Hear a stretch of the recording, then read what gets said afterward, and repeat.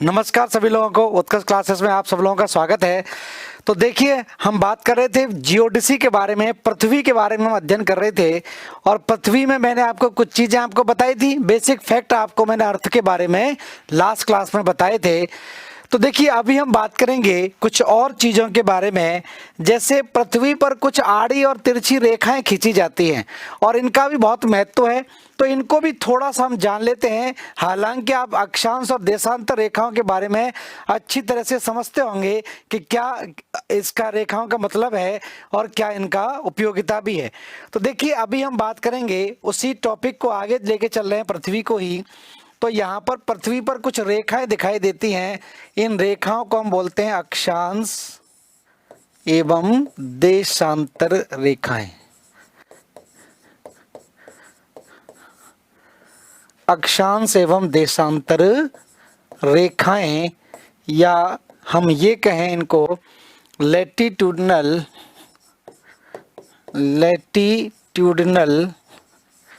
And longitudinal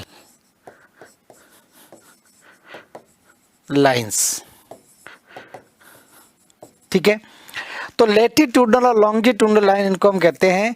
और simple सी बात है, ये क्या है कि किसी भी स्थान का, जैसे मान लीजिए अगर हम स्थल मंडल पर हैं, अगर हम किसी भी स्थल भाग पर हैं, तो हम आसानी से बता सकते हैं कि इस भाग पर ये लैंडमार्क है, तो वहां पर पहुंचा जा सकता है। लेकिन हम अथाह समुद्र के बीच में हैं, समुद्र आपको पता है बहुत विस्तृत भाग में फैला हुआ है, 2/3 हिस्सा समुद्र का ही है। तो किसी भी समुद्र के अंदर हम लोकेशन का पता कैसे लगाएंगे? वहां पर तो कोई भी लैंडमार्क नहीं होगा, कोई भी स्कूल या कोई भी चौराहा नहीं होगा, कोई बिल्डिंग नहीं होगी, क्या बता सके कि इस बिल्डिंग के बगल में ये स्थान पड़ेगा? तो इन सारी चीजों के लिए यहां पर कुछ लाइनें खींची गई, जिनको हम बोलते हैं क्या? अक्षांश एवं देशांतर रेखाएं।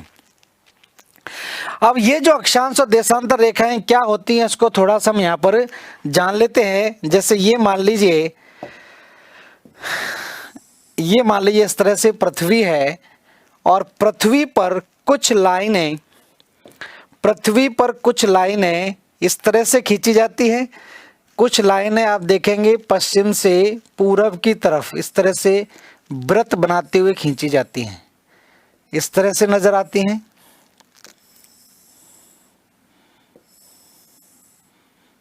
इस तरह से, और कुछ लाइनें उत्तर से दक्षिण की तरफ दोनों ध्रुवों को मिलाने का काम करती हैं, इस तरह से दिखाई देती हैं।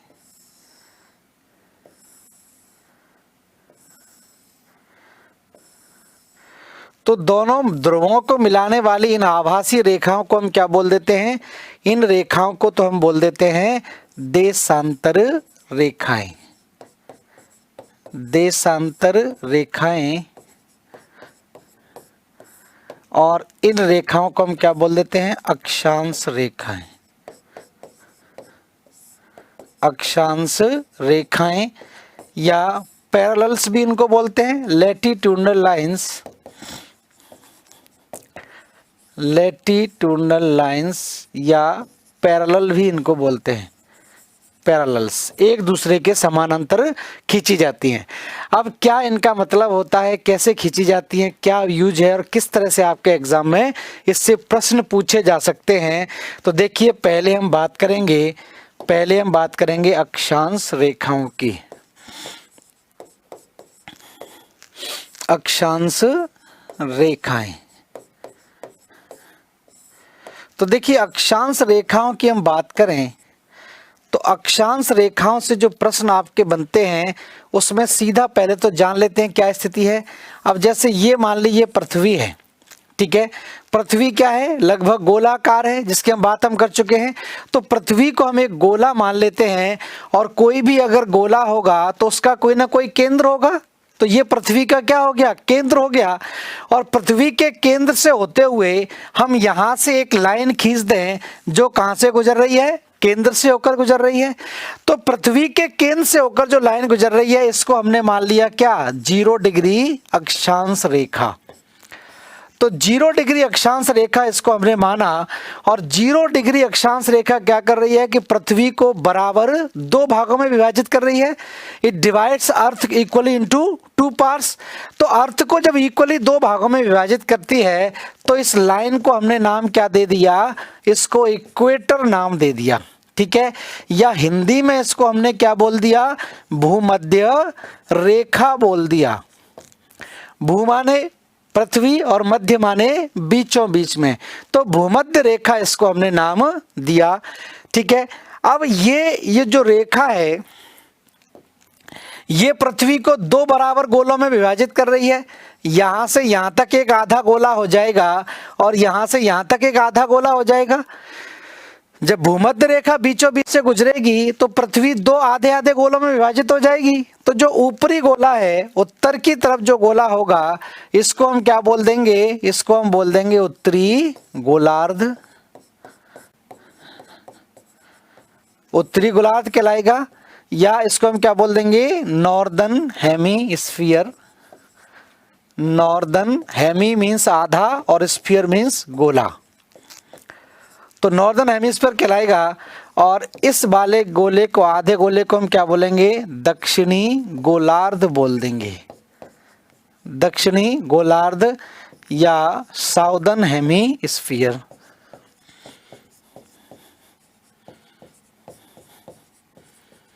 सदर्न हेमिस्फीयर कहलाएगा। इतना क्लियर है सबको। बीचों बीच से केंद्र से होते हुए हमने एक आभासी रेखा खींच दी जिसको हमने 0 डिग्री अक्षांश रेखा बोला। और 0 डिग्री अक्षांश रेखा क्या कहलाती है, भूमध्य रेखा कहलाती है या इक्वेटर कहलाती है। और इसके ऊपर का आधा गोला उत्तरी गोलार्ध और नीचे का आधा गोला दक्षिणी गोलार्ध कहलाया, ठीक है। अब ये जो रेखा यहां से गुजर रही है, इस रेखा को हमने क्या किया, एक आधार रेखा मान लिया, एक बेस लाइन मान लिया। और बेस लाइन पर हमने क्या किया, 1 डिग्री का कोण बनाया। कोणीय दूरी बोलते हैं इसको, कोणीय दूरी। तो 1 डिग्री का हमने कोण बनाया और इस 1 डिग्री के कोण से हमने क्या किया, एक समानांतर रेखा खींच दी, ठीक है। तो ये रेखा क्या कहलाएगी, 1 डिग्री अक्षांश रेखा कहलाएगी। इस आधार रेखा से हमने 1 डिग्री का कोण बना दिया केंद्र से, और 1 डिग्री के कोण से हमने एक समानांतर रेखा खींच दी। तो ये क्या कहलाया, 1 डिग्री अक्षांश रेखा कहलाएगा।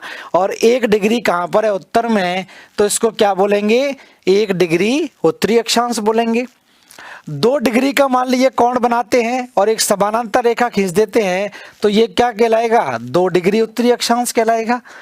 3 डिग्री का मान लीजिए कोण बनाते हैं और रेखा खींच देते हैं, तो क्या कहलाएगा, 3 डिग्री उत्तरी अक्षांश।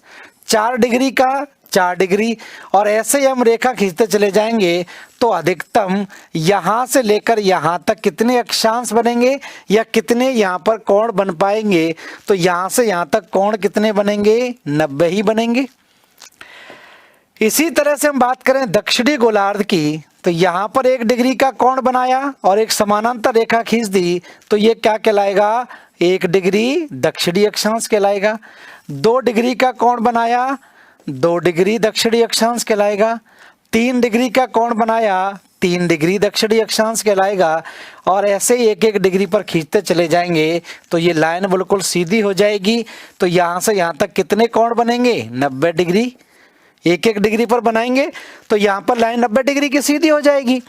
तो 90 डिग्री ऊपर है और 90 डिग्री नीचे है, तभी तो 180 डिग्री की स्थिति बनेगी, ठीक है। और ये सारे के सारे वृत्त बनाते हैं, सिंपल सी बात है। तो यहां तक और यहां से लेकर यहां तक पहुंचने में सीधा आपसे पूछा जाता है कि अक्षांशों की संख्या कितनी है और अक्षांश रेखाओं की संख्या कितनी है। तो देखिए दोनों में थोड़ा सा अंतर होता है। अगर हम अक्षांश की बात करें तो अक्षांश तो आपके कितने हो जाएंगे, 90 अक्षांश ऊपर हैं, 90 अक्षांश नीचे है और एक 0 डिग्री अक्षांश भी है। तो अक्षांशों की संख्या कितनी हो जाएगी बच्चों, अक्षांशों की संख्या हो जाएगी 181। लेकिन अक्षांश रेखाओं की बात आती है तो रेखाएं यहां पर क्या होगा, या 90 डिग्री उत्तरी और 90 डिग्री दक्षिणी अक्षांश किसके रूप में होंगे, बिंदु के रूप में होंगे, पॉइंट की फॉर्म में होंगे। तो ये 2 अक्षांश ऐसे हैं जो रेखा नहीं बनाते हैं। तो दोनों तरफ अक्षांश रेखाओं की संख्या क्या होगी, कम हो जाएगी। तो सिंपल सा बात यहां पर ध्यान रखें, ठीक है। तो यहां पर ध्यान रखें, अक्षांशों की कुल संख्या, अक्षांशों की कुल संख्या, तो अक्षांशों की देखिए कुल संख्या की बात करें तो यहां पर 90 अक्षांश उत्तरी गोलार्ध में, उत्तरी गोलार्ध में है। 90 ही अक्षांश किसमें थे, 90 अक्षांश आपके कहां पर थे, दक्षिणी गोलार्ध में थे। और एक 0 डिग्री देशा अक्षांश जो है, एक आपका अक्षांश कौन सा है, 0 डिग्री अक्षांश, ठीक है। तो सिंपल सी बात है, इसको आप जोड़ेंगे तो ये कितने हो जाएंगे, 181। तो 0 डिग्री अक्षांशों की बात करें तो अक्षांशों की संख्या ध्यान रखना कितनी होगी, 181 हो जाएगी, ठीक है। 181 अक्षांश हो जाएंगे। जैसे यहां से दोबारा से देखिए, ऐसा मत सोचिए कि 0 को जोड़कर तो 0 ही रहेगा, ऐसा कुछ नहीं है। ये जो अक्षांश है ये काउंट होगा, इसको हमने क्या माना है, 0 डिग्री। तो यहां से इसको इंक्लूड करेंगे, 90 ऊपर है और 90 है नीचे, और एक ये हो जाएगा। तो 90 और 90 180 हो गए, और एक 0 डिग्री देशांतर को, रेखा को भी जोड़ लिया, तो ये कौन सा हो जाएगा, 181 हो जाएगा, ठीक है। लेकिन अगर बात आती है अक्षांश रेखाओं की, अक्षांश रेखाओं की बात आती है, अक्षांश रेखाओं की संख्या, तो देखिए अक्षांश रेखाओं की संख्या की बात आती है तो रेखाओं की संख्या कितनी होती है, 179 होती है। रेखाओं की संख्या ध्यान रखना 179 होगी, ठीक है। क्यों 179 होगी, क्योंकि यहां पर लिख लें, क्योंकि 90 डिग्री उत्तरी अक्षांश तथा 90 डिग्री दक्षिणी अक्षांश बिंदु के रूप में पाए जाते हैं, बिंदु के रूप में पाए जाते हैं, ठीक है। तो पृथ्वी पर आप देखें, यहां पर 90 डिग्री उत्तरी अक्षांश एक बिंदु हो जाएगा, 90 डिग्री दक्षिणी अक्षांश, बाकी सारे के सारे आप देखेंगे ये रेखाओं के रूप में पाए जाएंगे। 90 डिग्री उत्तर में और 90 डिग्री दक्षिण में ये कोई रेखा नहीं बनाएगा, ये किसकी फॉर्म में हो जाएगा, पॉइंट की फॉर्म में हो जाएगा। क्योंकि किसी भी गोले को आप देखिए, भंवरे को आप ऊपर की तरफ जाएंगे तो बिल्कुल पॉइंट हो जाएगा 90, ऊपर 90 कौन सा बिंदु, और 90 भी नीचे की तरफ बिंदु के रूप में दिखाई देगा। तो ये 90 डिग्री उत्तरी अक्षांश और 90 डिग्री दक्षिणी अक्षांश, ये दो अक्षांश ऐसे हैं जो क्या हैं, बिंदु की फॉर्म में हैं। बाकी सारे के सारे अक्षांश क्या बना रहे हैं, रेखा बनाते हैं, ठीक है, रेखा बनाते हैं। और ये रेखा कैसी होती हैं, सर्कुलर लाइंस होती हैं, वृत्ताकार रेखाएं होती हैं, ठीक है। तो अगली विशेषता लिखें यहां पर, सभी अक्षांश रेखाएं, सभी अक्षांश रेखाएं वृत्ताकार होती हैं, वृत्ताकार होती हैं।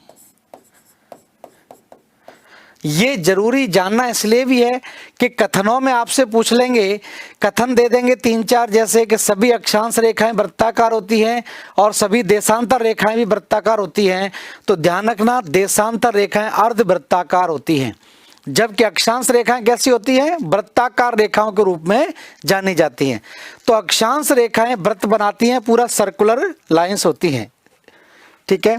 नेक्स्ट लिख लें, सभी अक्षांश रेखाओं के बीच की दूरी, सभी अक्षांश रेखाओं के मध्य दूरी एक समान होती है, एक समान होती है। ठीक है, तो सारी की सारी जो अक्षांश रेखा इनके बीच की दूरी हमेशा क्या होती है, समान होती है। ठीक है, और ये दूरी कितनी होगी, ध्यान रखना, अक्षांश रेखाओं के बीच की दूरी, अक्षांश रेखाओं के बीच की दूरी, तो अक्षांश रेखाओं के बीच की दूरी की हम बात करें तो इसको ध्यान रखें, अधिकतम कहाँ पर होगी और कितनी होगी, और न्यूनतम कहाँ पर होगी और कितनी होगी। ठीक है, तो अक्षांश रेखाओं के बीच में अगर हम अधिकतम दूरी की बात करते हैं तो अधिकतम दूरी कहाँ पर होती है, या ध्यान रखें ये तो एक समान ही होती है तो ना अधिकतम नहीं होगी, तो ध्रुवों पर भी और ये बीचों बीच में भी। तो ध्यान रखना अक्षांश रेखाओं के बीच की दूरी, यहाँ पर आप इस तरह से ध्यान रखें, अक्षांश रेखाओं के बीच की दूरी 1 डिग्री का मतलब होता है 111 किलोमीटर।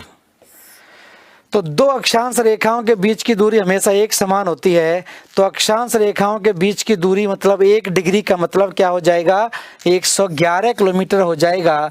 मान लीजिए 0 डिग्री से हम 1 डिग्री उत्तर में या 1 डिग्री दक्षिण में जाते हैं तो हम कितना चल लेंगे, 111 किलोमीटर की दूरी हो जाएगी। इस दूरी को हम क्या बोलेंगे, यह है 1 डिग्री। तो इस 1 डिग्री का मान यहाँ पर कितना होगा, 111 किलोमीटर होगा। उम्मीद है क्लियर हुआ होगा। बेसिक पॉइंट हैं, सब जानते हैं लगभग आधी से ज़्यादा चीज़ों को। तो ये कुछ कथनों में पूछे जाएंगे कि अक्षांश रेखाओं के बीच की दूरी एक समान होती है। ठीक है, या अक्षांश रेखाओं के बीच की दूरी 1 डिग्री का मतलब 111 भी दे सकते हैं, 110 भी दे सकते हैं। तो ध्यान रखना ये दूरी फिक्स है, 111 किलोमीटर की दूरी होती है दो अक्षांशों के बीच की दूरी। ठीक है, इस तरह से ये पॉइंट आपके बनते हैं अक्षांशों से। क्लियर हो गया होगा सारी चीजें। अब यहाँ पर कुछ अक्षांश रेखाओं के नाम दिए गए, कुछ अक्षांश रेखाओं को स्पेशल नाम दिए गए हैं और उन नामों से भी आपके प्रश्न पूछे जाते हैं, और नहीं भी पूछे जाते हैं तो आगे अगर हम विश्व का भूगोल पढ़ते हैं और हमें पता ही नहीं है कि कर्क रेखा क्या है, मकर रेखा क्या है, आर्कटिक व्रत कहाँ पर है या अंटार्कटिक व्रत आपका कहाँ पर बनता है, तो आपका काम नहीं बन पाएगा। इसकी जानकारी होना आवश्यक है। तो देखिए यहाँ पर कुछ महत्वपूर्ण रेखाओं की हम बात करें, कुछ महत्वपूर्ण अक्षांश रेखाएं, कुछ महत्वपूर्ण अक्षांश रेखाएं, इनका बहुत उपयोग है आगे भूगोल में, इसके बिना काम नहीं चलने वाला है। तो देखिए ये मान लीजिए पृथ्वी है, बीचों बीच से एक रेखा गुजार दी, इसको तो हमने नाम क्या दे दिया, भूमध्य या विषुवत रेखा, विषुवत रेखा, या इंग्लिश में हमने इसको क्या बोल दिया, इक्वेटर बोल दिया। इसके ऊपर चले जाएं यहाँ पर और इस तरह से ही यहाँ पर। ठीक है, तो 23.5 डिग्री उत्तरी अक्षांश, इसी तरह से 23.5 डिग्री दक्षिणी अक्षांश। ठीक है, तो देखिए 23.5 डिग्री उत्तरी अक्षांश की बात होती है तो 23.5 डिग्री उत्तरी अक्षांश को हम क्या बोलते हैं, कर्क रेखा बोलते हैं, कर्क रेखा। और इसको हम क्या बोलते हैं, मकर रेखा। तो 23.5 डिग्री उत्तरी अक्षांश कर्क रेखा और 23.5 डिग्री दक्षिणी अक्षांश मकर रेखा। तो कर्क रेखा किस गोलार्ध में होगी, उत्तरी गोलार्ध में, और मकर रेखा कहां पर होगी, दक्षिणी गोलार्ध में होगी। तो उत्तरी गोलार्ध और ये दक्षिणी गोलार्ध। और थोड़ा ऊपर चले जाएं, तो यहाँ पर इस तरह से दो महत्वपूर्ण रेखाओं की और बात होती है। इसको बोलते हैं 66.5 degree northern latitude and 66.5 degree southern latitude. तो 66.5 डिग्री उत्तरी अक्षांश और 66.5 डिग्री दक्षिणी अक्षांश की बात करें तो 66.5 डिग्री उत्तरी अक्षांश को हम क्या बोलते हैं? इसको हम बोलते हैं आर्कटिक वृत्त कहलाता है ये, आर्कटिक वृत्त। और 66.5 डिग्री दक्षिणी अक्षांश को हम क्या बोलते हैं? अंटार्कटिक वृत्त बोलते हैं, अंटार्कटिक वृत्त। तो ये अंटार्कटिक वृत्त आपका कहलाएगा। तो अंटार्कटिका किस गोलार्ध में होगा? दक्षिणी गोलार्ध में। और आर्कटिक कहां पर होगा? उत्तरी गोलार्ध में। ये भी ध्यान रखें, अंटार्कटिका को लोग उत्तर में मान के चलते हैं, लेकिन है कहां पर है? दक्षिणी ध्रुव पर पड़ता है अंटार्कटिका। उसके बाद थोड़ा और ऊपर जाएं तो यहां पर क्या आ जाएगा? 90 डिग्री उत्तरी अक्षांश, और यहां पर क्या आ जाएगा? 90 डिग्री दक्षिणी अक्षांश। ठीक है, तो 90 डिग्री उत्तरी अक्षांश को हम क्या बोल देंगे?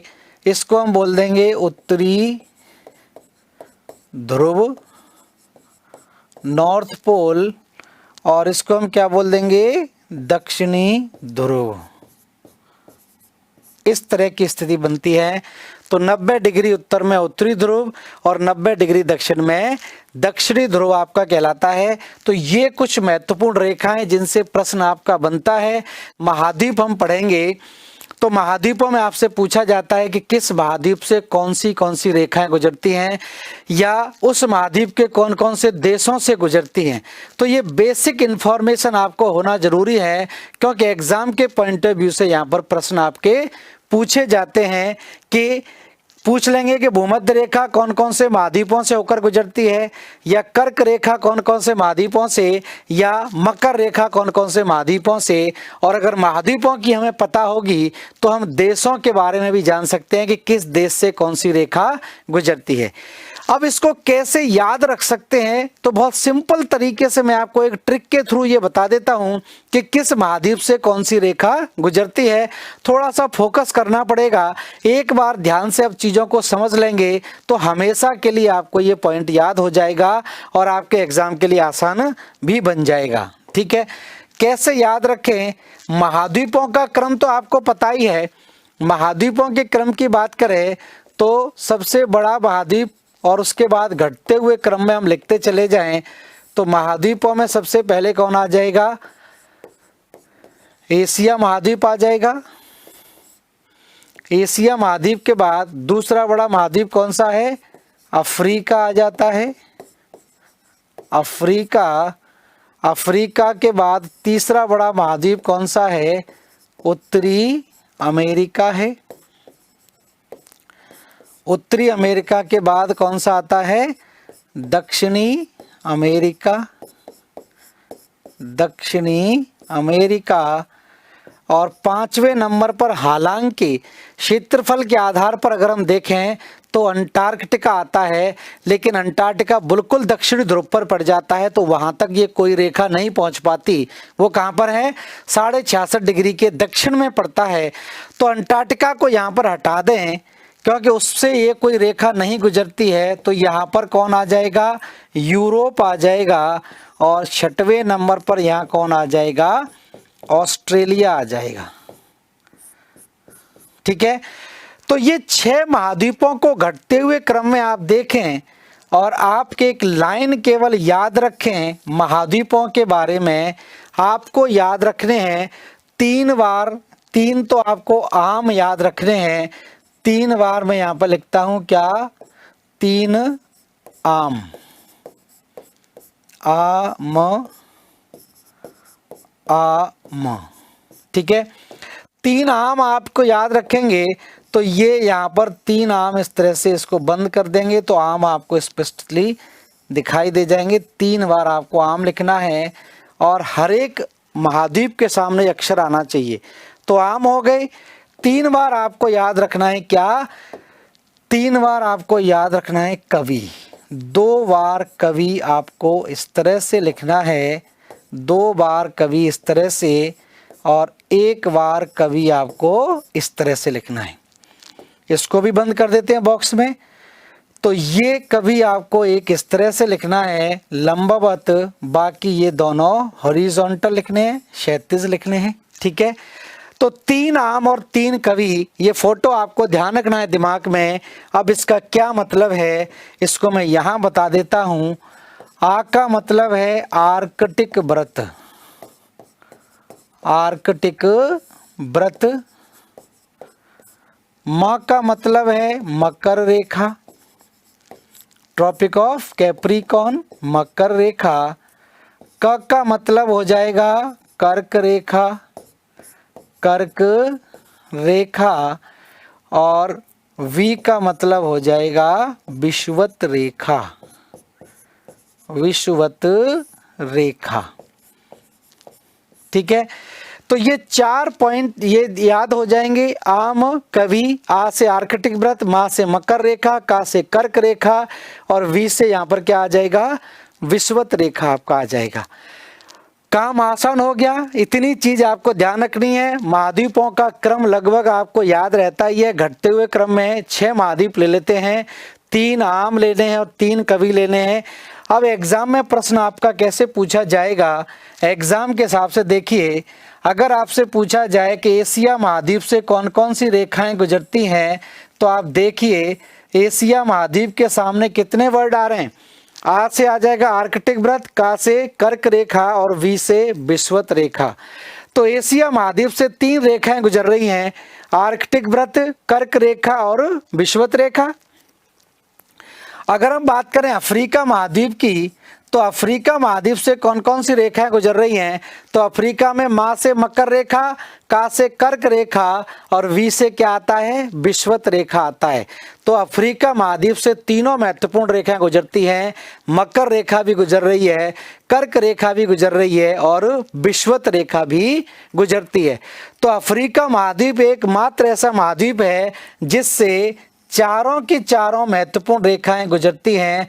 और ये चारों की चारों महत्वपूर्ण रेखाएं कौन कौन सी हो जाती हैं, ये हम आगे भी बात करेंगे। ये अफ्रीका महाद्वीप है, तो यहाँ से ध्यान रखना, कर्क रेखा भी गुजर रही है, भूमध्य रेखा भी, मकर रेखा भी, और यहीं से गुजरती है आपकी अंतरराष्ट्रीय तिथि रेखा भी गुजरती है, वो ग्रीनविच रेखा। तो जीएमटी भी यहाँ से गुजरती है, कर्क रेखा, मकर, विषुवत रेखा और मकर रेखा। तो चारों रेखाएं अफ्रीका महाद्वीप से गुजरती हैं। उत्तरी अमेरिका की बात करें तो उत्तरी अमेरिका से देखिए 2 अक्षर है इसके सामने। तो उत्तरी अमेरिका से एक तो आर्कटिक व्रत है और दूसरा क्या गुजर रही है, कर्क रेखा गुजरती है। और दक्षिणी अमेरिका से हम बात करें तो दक्षिणी अमेरिका से मकर रेखा और विषुवत रेखा दोनों रेखाएं गुजरती हैं। यूरोप से एक ही रेखा गुजरती है और वो है आर्कटिक व्रत। और एशिया से, ऑस्ट्रेलिया से एक ही रेखा गुजरती है और वो कौन सी है, मकर रेखा। तो मकर रेखा आप जानते ही हैं कि ऑस्ट्रेलिया महाद्वीप के बिल्कुल बीचों बीच से होकर गुजरती है। ठीक है, तो ये तो स्थिति आपकी बनती है इस तरह से भी। या उल्टा पूछ लेते हैं। उल्टा कैसे पूछ लेंगे, आपसे पूछेंगे कर्क रेखा निम्नलिखित में से कौन कौन से महाद्वीपों से गुजरती है, तो क कहां पर आ रहा है, एशिया में, क कहां पर आ रहा है, अफ्रीका में, और क कहां पर आ रहा है, उत्तरी अमेरिका में। तो कर्क रेखा 3 महाद्वीपों से होकर गुजरती है और चौथा आंसर कौन सा होगा, दक्षिणी अमेरिका होगा। तो आसानी से आप इसको कर सकते हैं। या आपसे यह पूछा जाए कि विषुवत रेखा कौन कौन से महाद्वीपों से होकर गुजरती है, तो विषुवत रेखा की स्थिति आप देखिए, विषुवत रेखा कहां से गुजर रही है, एशिया से, विषुवत रेखा अफ्रीका से, और विषुवत रेखा कहां से गुजर रही है, दक्षिणी अमेरिका से। उत्तरी अमेरिका से विषुवत रेखा नहीं गुजरती है। और अगर आपसे ये पूछा जाए कि मकर रेखा कौन कौन से महाद्वीप से होकर गुजरती है, तो म कहां पर आ रही है, म आपका आ रहा है अफ्रीका में, म कहां पर आ रहा है, दक्षिणी अमेरिका में, और म कहां आ रहा है, ऑस्ट्रेलिया के अंदर आ रहा है। तो 3 महाद्वीपों से होकर मकर रेखा भी गुजरती है। और अगर आपसे ये भी पूछा जाए कि यहां से ये पूछा जाए कि आर्कटिक वृत्त कौन कौन सी रेखाओं कौन कौन से महाद्वीपों से गुजरता है, तो आर्कटिक वृत्त ध्यान रखना एशिया से गुजर रहा है, आर्कटिक वृत्त उत्तरी अमेरिका से गुजर रहा है, और आर्कटिक वृत्त कहां से गुजर रहा है, यूरोप से भी गुजर रहा है। तो यूरोप के नॉर्वे, स्वीडन और फिनलैंड से होकर भी गुजरता है आर्कटिक वृत्त। तो इस तरह से इसको आप आसानी से याद रख सकते हैं कि किस महाद्वीप से कौन सी महत्वपूर्ण रेखा गुजरती है। और जब आप इतना याद रख लेंगे तो हम देशों की भी बात करेंगे कि अफ्रीका महाद्वीप के कौन कौन से देशों से कौन सी रेखा गुजरती है, दक्षिणी अमेरिका से, उत्तरी अमेरिका से, या एशिया के कौन कौन से देशों से कर्क रेखा गुजर रही है, मकर रेखा। तो ये चीजें आप बहुत आसानी से समझ जाएंगे। तो उम्मीद है इतना क्लियर हो गया होगा। ये अक्षांश रेखाओं के बारे में बात हो गई। अब हम बात करें किसकी, देशांतर रेखाओं के बारे में। ठीक है, तो नेक्स्ट हम बात करते हैं अब देशांतर रेखाएं। देशांतर रेखाएं,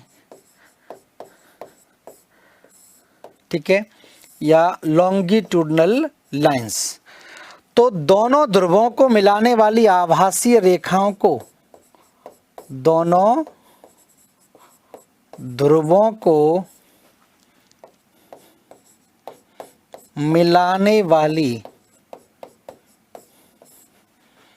दोनों ध्रुवों को मिलाने वाली आभासीय या काल्पनिक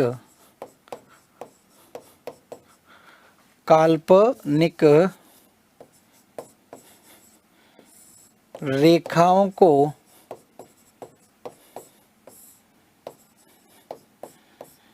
देशांतर रेखा कहते हैं। देशांतर रेखाएं कहते हैं।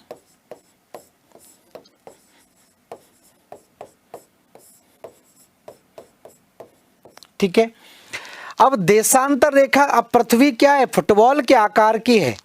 पृथ्वी कैसी है, फुटबॉल के आकार की है।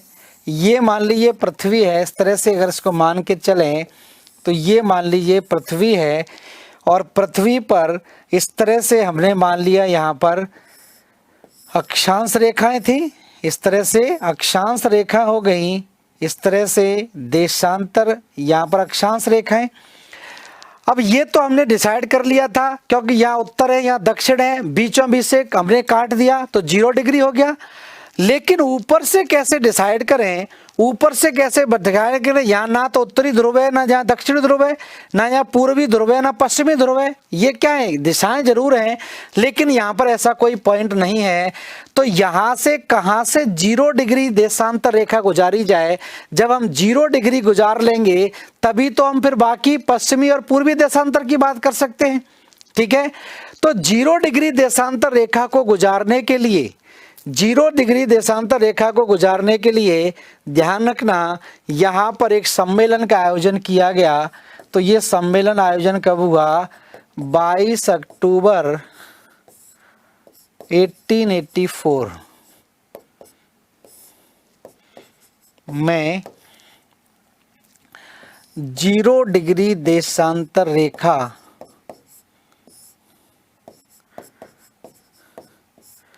0 डिग्री देशांतर रेखा को इंग्लैंड के ग्रीनविच से गुजारने के लिए अंतर्राष्ट्रीय सम्मेलन का आयोजन किया गया।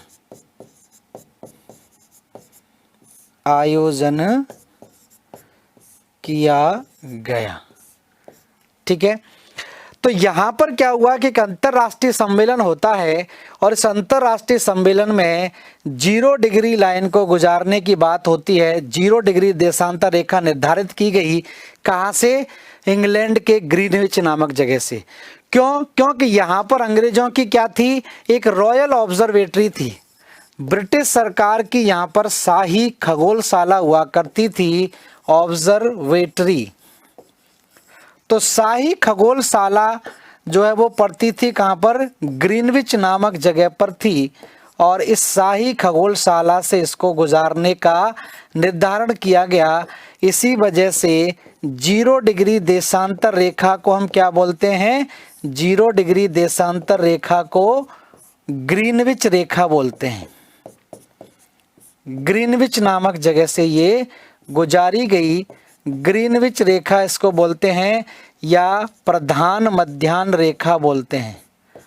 प्रधान मध्याह्न रेखा, या इसी को हम बोलते हैं यामोत्तर रेखा। तो यही क्या कहलाती है, यामोत्तर रेखा भी कहलाती है।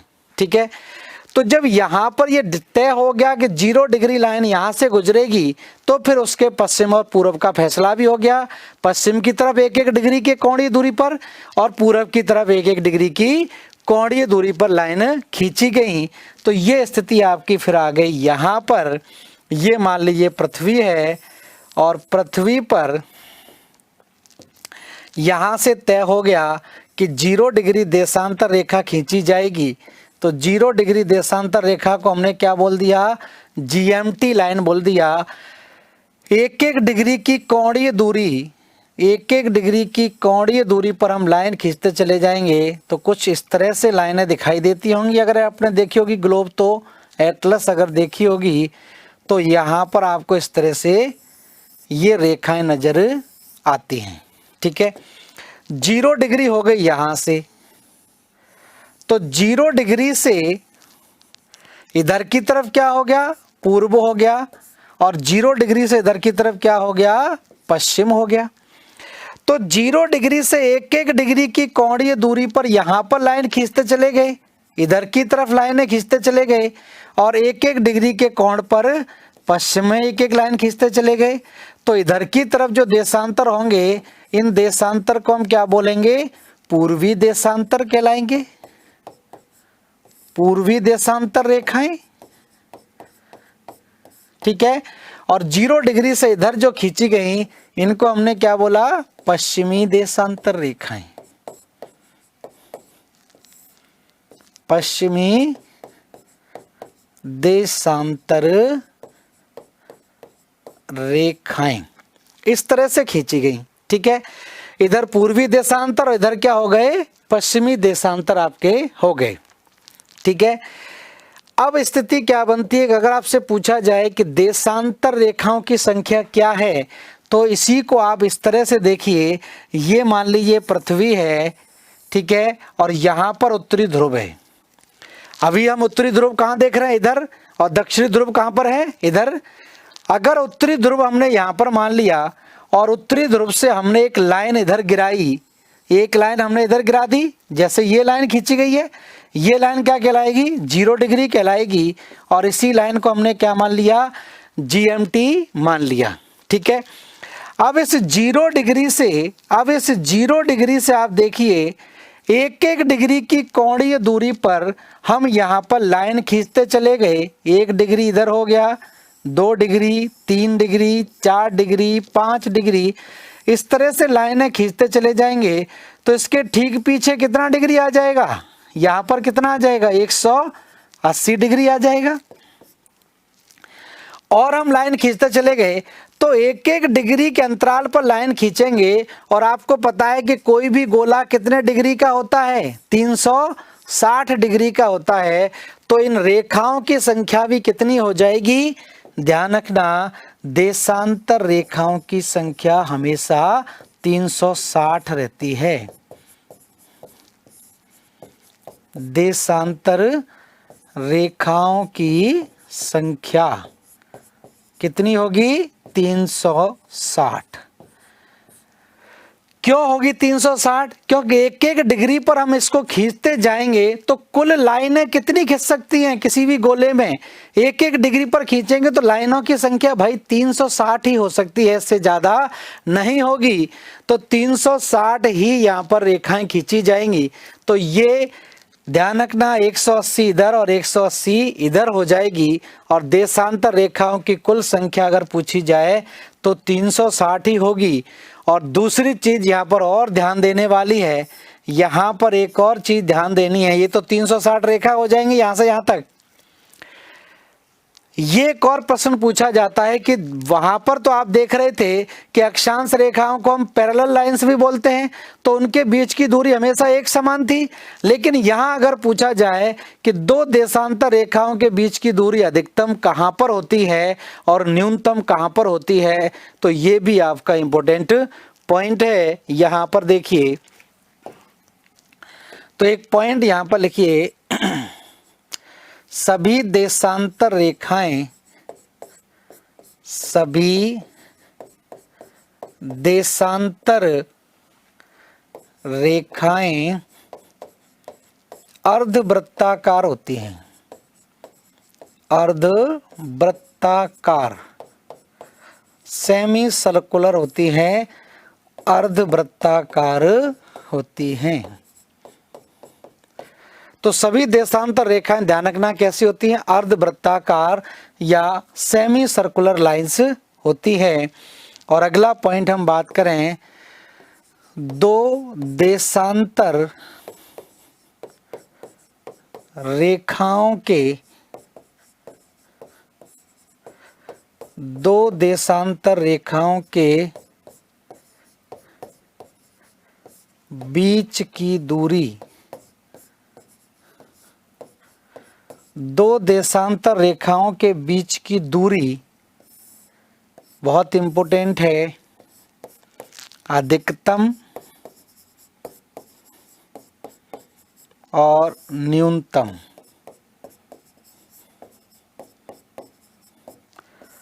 तो दो देशांतर रेखाओं के बीच की अधिकतम दूरी कहां पर होगी? अधिकतम दूरी ध्यान रखना कहां पर होगी? भूमध्य रेखा पर होगी। भूमध्य रेखा के बीच में सबसे ज्यादा दूरी होगी। और न्यूनतम दूरी कहां पर हो जाएगी? न्यूनतम दूरी ध्रुवों पर हो जाएगी। भूमध्य रेखा पर 1 डिग्री का मतलब कितना हो जाएगा? 111.32 किलोमीटर होगा भूमध्य रेखा पर, और ध्रुवों पर 1 डिग्री का मतलब हो जाएगा 0 किलोमीटर। ये ध्यान रखना है थोड़ा सा। क्यों? आप देख लीजिए, मान ली इस तरह से ग्लोब है और यहाँ से लाइनें हमने खींची, ठीक है, यहाँ से भूमध्य रेखा है, तो इस तरह से लाइनें खींची जाएगी, इस तरह से लाइनें खींची गई, ठीक है। तो यहाँ पर आप देखिए, इनके बीच में अधिकतम दूरी तो यहीं पर होगी, जबकि ऊपर की तरफ, उत्तरी ध्रुव की तरफ और दक्षिणी ध्रुव की तरफ जाते जाते लाइनें आपस में क्या होगी? मिल जाएंगी। तो ध्यान रखना अधिकतम दूरी और न्यूनतम दूरी में ध्यान रखना, न्यूनतम दूरी ध्रुवों पर हो जाएगी और अधिकतम दूरी कहां पर होगी? भूमध्य रेखा पर। तो मैक्सिमम डिस्टेंस इसमें अगर होगा तो वो ध्यान रखना भूमध्य रेखा पर ही होगा, ना कि कहीं और। क्योंकि इनके बीच की दूरी क्या है? फुटबॉल के आकार की, तो ऊपर लाइन खींचेंगे और बीच में अर्थ क्या है? चौड़ी ज्यादा है। भाई यहाँ पर ये अंतर ज्यादा क्यों आ रहा है? क्योंकि अर्थ की जो लंबाई है सबसे ज्यादा हमने कहां पर बताई थी? ये जो वृत्त यहां पर था, इस वृत्त की सबसे ज्यादा लंबाई यहां पर कितनी थी? विषुवतीय महान वृत्त की लंबाई कितनी थी? 40,076 किलोमीटर थी। और कुल लाइनें कितनी खींची गई हैं? 360 लाइनें खींची गई हैं। तो इसका भाग दे दीजिए, आंसर आपका यही आएगा जो 1 डिग्री का अंतर है। कुल देशांतर रेखाएं कितनी है? 360 है। और कुल जो आपकी परिधि थी, भूमध्य रेखीय वृत्त था, उसकी लंबाई कितनी थी? 40,076 किलोमीटर थी। और इस पूरे गोले को 1-1 डिग्री पर ये काट रहे हैं, तो 360 से भाग दे दीजिए, आंसर कितना आएगा? 111.32 किलोमीटर ही आएगा। तो मैक्सिमम डिस्टेंस यह होता है और मिनिमम डिस्टेंस ये होता है। तो ध्यान रखें, देशांतर रेखाओं के बीच में दूरी घटती बढ़ती रहती है, जबकि अक्षांश रेखाओं के बीच में दूरी हमेशा एक समान रहती है। कभी भी अक्षांश रेखाओं के बीच की दूरी घटती बढ़ती नहीं है, बढ़ती किसकी है? देशांतर रेखाओं की। ठीक है, तो इतना पॉइंट क्लियर हो गया होगा उम्मीद है। अब इससे थोड़ा सा आगे की तरफ चले तो कुछ पॉइंट यहाँ पर और जान लेते हैं। जैसे ये मान लीजिए पृथ्वी है और यहाँ पर दो अक्षांश हैं, कोई भी दो अक्षांश ले लेते हैं, ठीक है। तो अक्षांशों के बीच का जो क्षेत्रफल है, ये जो भाग है दो अक्षांशों के बीच का भाग, तो इसको ध्यान रखना हम क्या बोलते हैं, कटिबंध बोलते हैं। कटिबंध कहलाएगा या बेल्ट बोलते हैं इसको, कटिबंध कहलाएगा। और यहीं पर अगर हम बात करें दो देशांतरों के बीच का भाग, दो देशांतरों के बीच का भाग हम बात करें तो दो देशांतरों के बीच का भाग ध्यान रखना, इसको हम क्या बोलते हैं, गोर बोलते हैं, गोर, ठीक है। और जहां पर दो अक्षांश और दो देशांतरों के बीच का भाग मर्ज होता है, मिलता है, ये क्षेत्र क्या कहलाएगा बच्चों, इस भाग को हम क्या बोलते हैं, इसको ग्रिड कहते हैं, ग्रिड कहलाएगा, ठीक है। तो ये भी कभी कभार पूछा जाता है कि दो अक्षांशों के बीच का भाग क्या कहलाएगा, कटिबंध, और दो देशांतर के बीच का भाग गोर कहलाता है। और जहां पर दो अक्षांश और दो देशांतरों के बीच का भाग काटता है उसको क्या बोलते हैं, ग्रिड बोलते हैं, ठीक है। तो क्लियर हो गया होगा इसी से ही। तो ग्रिड ध्यान रखें क्या है, अक्षांश क्या है, देशांतर क्या है। अब देखिए एक और पॉइंट बनता है। एक और पॉइंट किस तरह से है, सिंपल सा, आप क्वेश्चन कैसे पूछे जाते हैं ये जान लीजिए। सिंपल प्रश्न आपके आ जाते हैं, यहां से भूमध्य रेखा गुजर गई, 0 डिग्री भूमध्य रेखा, ठीक है, इस तरह से। और यहां से 0 डिग्री देशांतर रेखा गुजर गई, इसको हमने बोल दिया ग्रीनविच रेखा, ग्रीनविच रेखा, ठीक है। अब ये दोनों रेखाएं क्या कर रही हैं, यहां पर आपको पता है उत्तर है, नॉर्थ है, साउथ है, वेस्ट है, और इधर क्या है, ईस्ट है, ठीक है।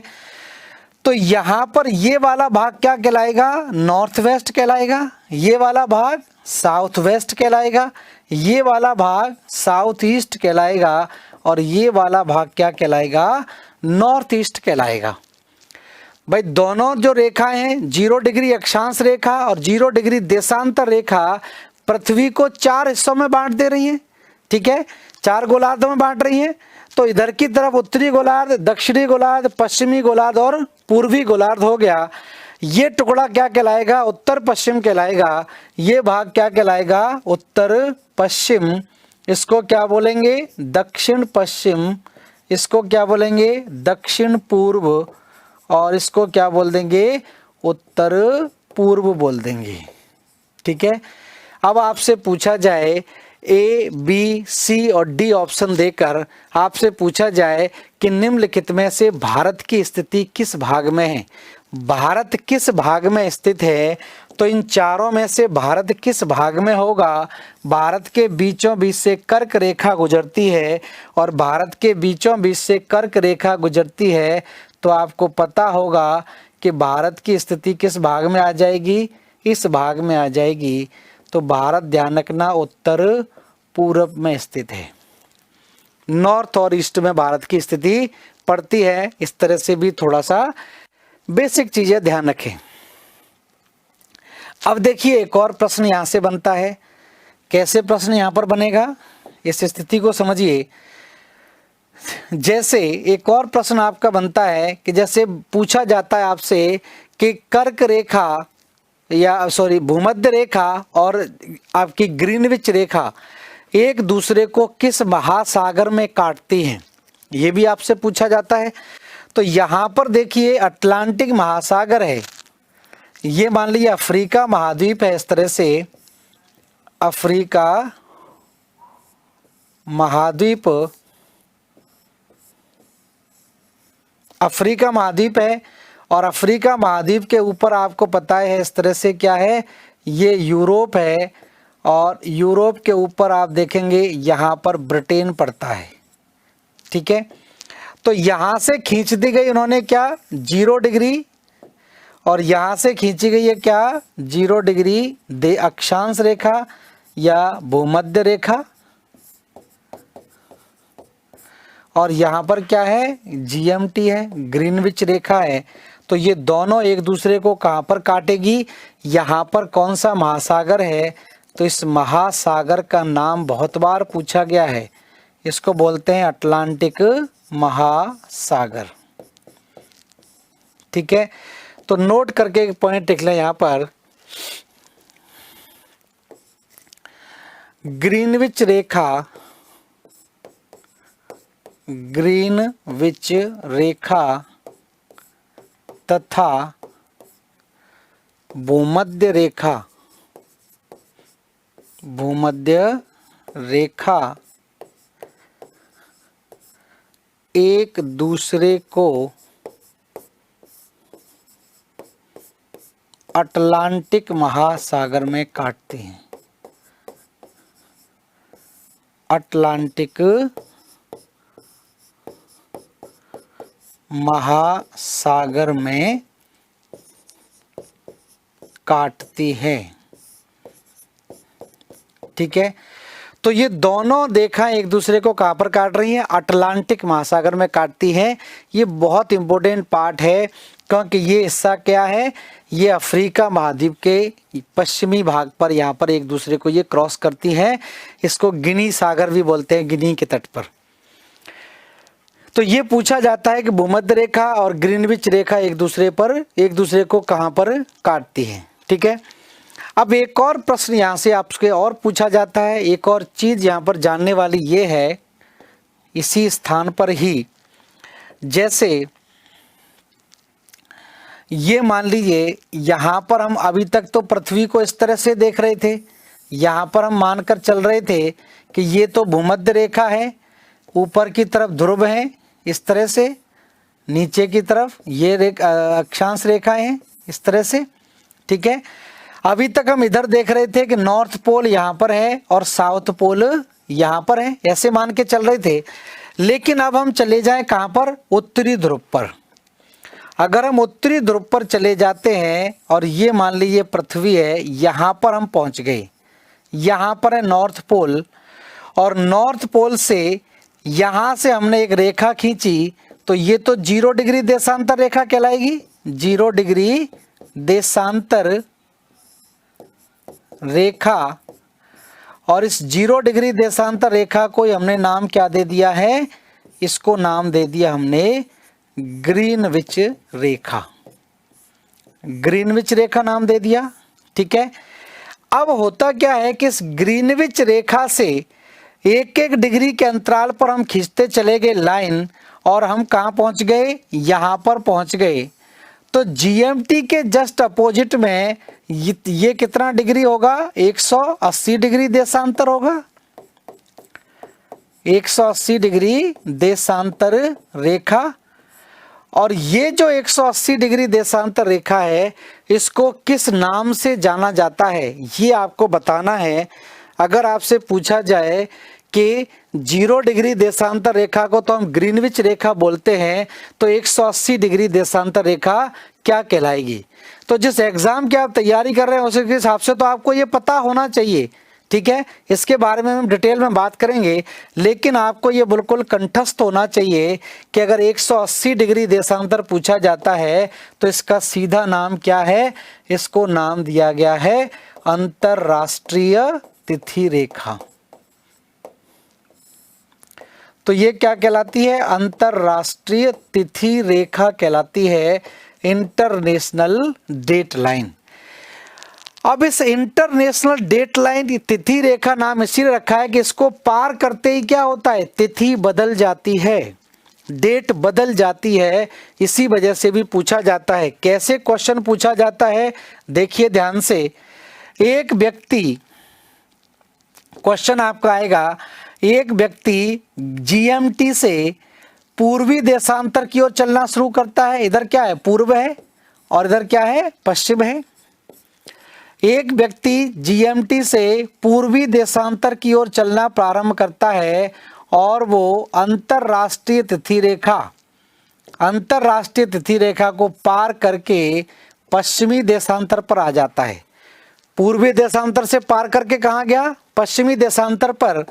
यह प्रश्न आपसे ये पूछा जाए कि एक व्यक्ति ग्रीनविच रेखा से पश्चिमी देशांतर की ओर चलता है और अंतरराष्ट्रीय तिथि रेखा को पार करके कहाँ पर आ गया? पूर्वी देशांतर में आ गया, तो क्या स्थिति होगी? एक दिन घटेगा, एक दिन बढ़ेगा, या कोई परिवर्तन नहीं होगा।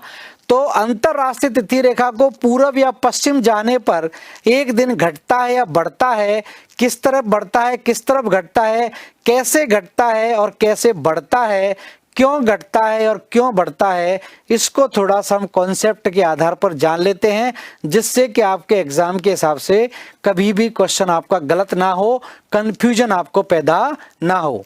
ठीक है, सिंपल सा इसके पीछे कॉन्सेप्ट है, कहानी है। आप सब जानते हैं कि पृथ्वी अपने अक्ष पर कैसे घूमती है। ये पृथ्वी है और ये पृथ्वी का एक्सिस है, और पृथ्वी अपने अक्ष पर हमेशा पश्चिम से पूर्व की ओर घूमती है। ठीक है, पश्चिम से पूर्व की ओर घूमती है, सब जानते हैं। तो पृथ्वी अपने अक्ष पर जो घूमती है, तो पृथ्वी के अपने अक्ष पर घूमने की घटना को हम क्या बोलते हैं? घूर्णन बोलते हैं। इसको क्या बोलते हैं? घूर्णन या परिभ्रमण बोलते हैं। तो घूर्णन या परिभ्रमण इसको कहा जाता है। पृथ्वी के अपने अक्ष पर घूमने की घटना को हम क्या बोलते हैं? घूर्णन या परिभ्रमण बोलते हैं। और घूर्णन या परिभ्रमण काल की बात करें तो पृथ्वी को अपने अक्ष पर घूमने में कितना समय लगता है, तो ये सब लोग आप जानते होंगे। पृथ्वी को अपने अक्ष पर घूमने में 23 घंटे 56 मिनट और 4 सेकंड का समय लगता है। ठीक है, और इसी समय को हम क्या बोलते हैं? नक्षत्र दिवस बोलते हैं। ठीक है, तो पृथ्वी को अपने अक्ष पर घूमने में कितना समय लगता है? 23 घंटे 56 मिनट और 4 सेकंड, या हम इसको कितना मान लेते हैं? 24 घंटे मान लेते हैं लगभग। कितना मान लिया? 24 घंटे। ठीक है, अब 24 घंटे में पृथ्वी यहां से चलना प्रारंभ करेगी और घूमकर वापस यहीं पर पहुंच जाएगी। घूमकर वापस यहीं पहुंच गई तो कितना डिग्री घूम गई? 360 डिग्री घूम गई, 360 डिग्री घूम गई। तो इसका मतलब क्या है? इसका मतलब साफ है कि पृथ्वी अपने अक्ष पर 24 घंटे में कितना डिग्री घूम जाती है? 360 डिग्री घूम जाती है। और 1 घंटे में कितना डिग्री घूम जाएगी? तो 360 को आपने भाग दे दिया किससे? 24 से। अब इसको काट दीजिए 12 से 2 बार, और 12 से ये कितनी बार? 30 बार कटेगा। और फिर इसको काट दीजिए, कितना आ गया? 15। तो 1 घंटे में पृथ्वी अपने अक्ष पर कितना डिग्री घूम रही है? 15 डिग्री घूम रही है। 15 डिग्री इसको समय लग रहा है। तो ये मान के चलिए कि 15 डिग्री में पृथ्वी अपने अक्ष पर घूमने में कितना समय लगाती है? 1 घंटे। ठीक है, या इसको हम कितना मान लें? 60 मिनट मान लें। तो 15 डिग्री घूमने में पृथ्वी को 60 मिनट का समय लगता है। तो पृथ्वी को अपने अक्ष पर 1 डिग्री घूमने में कितना समय लगेगा? 60 × 15 कर दें तो ये कितना आंसर आ जाएगा? 15 चौकू 60, 4 आ जाएगा। तो 1 डिग्री अगर पृथ्वी अपने अक्ष पर घूमती है तो कितने मिनट का अंतर आ गया? 4 मिनट का अंतर आ गया। ठीक है, और ये जो 15 डिग्री वाला कॉन्सेप्ट है, इसी को हम मानकर चलते हैं क्या? Time zone. तो किसी भी देश का टाइम जोन कितने डिग्री पर बदल जाता है? 15 डिग्री पर बदल जाता है, क्योंकि 1 घंटे का अंतर आ जाएगा। और अगर पूछा जाए कि नंबर ऑफ टाइम जोन्स कितने हैं, पृथ्वी पर कितने समय काल हैं, टाइम जोन्स की संख्या क्या है, तो ये कितनी हो जाएगी? 24 हो जाएगी। 24 टाइम जोन है। तो बेसिक कॉन्सेप्ट यहाँ पर ध्यान क्लियर हो गया होगा। मैथमेटिकल गणना है, 15 डिग्री का मतलब कितना आ जाएगा 60 मिनट, तो 1 डिग्री का मतलब कितना आ जाएगा आपका 4 मिनट का अंतर आ जाता है। ठीक है, 4 मिनट का अंतर आ जाता है। अब स्थिति देखिए क्या रहती है। अब मान लीजिए ये इस तरह से यहां से है गुजर रही है जीएमटी, 0 डिग्री देशांतर रेखा, और इसको हमने क्या मान लिया जीएमटी मान लिया। और जीएमटी से इधर क्या है पूर्व है, और जीएमटी के इधर क्या है पश्चिम है।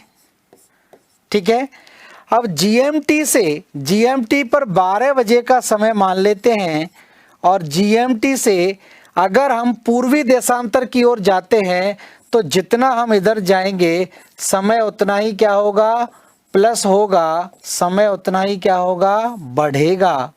और जीएमटी से अगर हम पश्चिमी देशांतर की ओर जाते हैं, जीएमटी से अगर हम पश्चिमी देशांतर की ओर जाते हैं तो समय क्या होगा घटेगा। ये ध्यान रखना है। जीएमटी से पूरब में प्लस होगा और जीएमटी से पश्चिम में क्या होगा माइनस होता चला जाएगा। ठीक है, अब मान लीजिए यहाँ पर 12 बजे हैं और हम 1 डिग्री पूर्वी देशांतर पर चले जाते हैं तो 12 बज के क्या होगा 4 मिनट हो जाएगा। 2 डिग्री जाएंगे तो 8 मिनट, 10 डिग्री जाएंगे तो 40 मिनट, क्योंकि 1 डिग्री पर कितना मिनट का अंतर आ जाता है 4 मिनट का अंतर आ जाता है। तो यहाँ पर मान लीजिए हम 15 डिग्री पर पहुंच जाते हैं, 15 डिग्री पूर्वी देशांतर पर, तो यहाँ पर 1 घंटा क्या होगा प्लस हो जाएगा। अगर हम 30 डिग्री पूर्वी देशांतर पर पहुंच गए तो 2 घंटे प्लस हो जाएंगे, और अगर हम 45 डिग्री पूर्वी देशांतर पर पहुंच गए तो 3 घंटे प्लस हो जाएंगे, और अगर हम 60 डिग्री पूर्वी देशांतर पर पहुंच गए तो 4 घंटे प्लस हो जाएंगे। मतलब कहने का है जितना हम आगे जाएंगे समय क्या होगा प्लस होता चला जाएगा। और अगर हम जीएमटी से पश्चिमी देशांतर पर जाते हैं और 15 डिग्री पश्चिमी देशांतर पर जाएंगे तो इधर क्या होगा घटेगा, तो यहाँ पर क्या होगा -1 आवर हो जाएगा। 30 डिग्री पर जाएंगे तो -2 आवर हो जाएगा, और अगर हम 45 डिग्री पर जाते हैं तो -3 हो जाएगा, और अगर हम 60 डिग्री पर चले जाते हैं तो -4 हो जाएगा। ठीक है, या जैसे जैसे इधर जाएंगे माइनस ही होता जाएगा 180 डिग्री तक। ये क्लियर है। यहाँ पर 12 बजे का अगर समय है और आपसे पूछा जाए कि जीएमटी पर दोपहर के 12 बजे हैं तो 60 डिग्री पूर्वी देशांतर पर क्या समय होगा, या जीएमटी पर 12 बजे हैं तो 60 डिग्री पश्चिमी देशांतर पर क्या समय होगा। तो सिंपल सी बात है, यहाँ पर कितने बजे होंगे शाम के 4 बजे का समय होगा, और यहाँ पर कितने बजे होंगे 12 में से 4 माइनस कर देंगे तो यहाँ पर सुबह के क्या बजे होंगे 8 बजे का समय होगा। ये समय निकालने की एक स्थिति बनती है कि जीएमटी पर ध्यान रखें कितना समय बनेगा। और हम बात करें कि जीएमटी से ध्यान रखें अगर हम पूरब में जाते हैं तो ये क्या होगा प्लस होगा, और जीएमटी से पश्चिम में जाते हैं तो माइनस होगा। ये अगर आपका क्लियर है, और 1 डिग्री भी अगर हम चले जाते हैं तो 1 डिग्री का मतलब क्या है 4 मिनट है, और अगर हम 15 डिग्री जाते हैं तो 15 डिग्री का सीधा सीधा मतलब क्या है 1 आवर है। 15 डिग्री का अंतर अगर आता है तो कितना अंतर आएगा 1 घंटे का अंतर आपका आ जाएगा।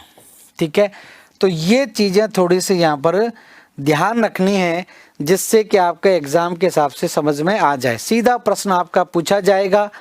कैसे पूछा जाएगा, प्रश्न आपका सीधा यहाँ से ऐसे पूछा जाता है कि जैसे एक नाविक, ये जीएमटी है, एक नाविक 30 डिग्री पूर्वी देशांतर से चलना शुरू करता है और 90 डिग्री पूर्वी देशांतर पर जाकर उसकी यात्रा समाप्त हो जाती है। क्वेश्चन देखिए क्या है, एक नाविक 30 डिग्री पूर्वी देशांतर से चलना शुरू करता है और 90 डिग्री पूर्वी देशांतर पर जाकर उसकी यात्रा खत्म हो जाती है।